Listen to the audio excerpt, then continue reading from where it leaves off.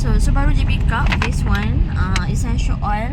Untuk siapa-siapa yang mungkin berminat untuk register as a membership ataupun korang nak custom order korang, you guys boleh ambil this one. Sekejap. Yang pertama adalah kita ada essential oil RC. Essential oil RC kita ada satu 15 ml. Next kita ada essential oil lemon. Next kita ada essential oil pine. Essential oil pine ni pun best juga.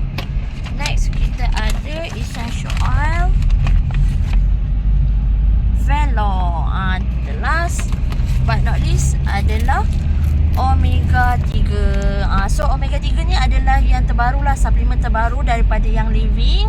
So untuk you guys yang mana nak consume natural punya Omega 3, yang ni dia ambil daripada algae, memang direct terus daripada algae. So korang boleh dapatkan. This one dia tak hanya, dia memang taste dia adalah natural taste punya. Okay, so untuk bulan ni kalau korang buat pembelian 120 PV, untuk tadi punya essential oil yang Sushiakan kat korang, dia adalah lebih daripada 120 PV. So korang akan dapat satu essential oil free, iaitu essential oil seedling calm. This one seedling calm.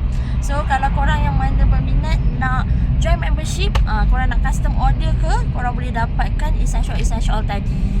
Siapa-siapa yang berminat nak dapatkan, korang boleh isi dekat beg biru. Nanti Su akan mesej korang semula.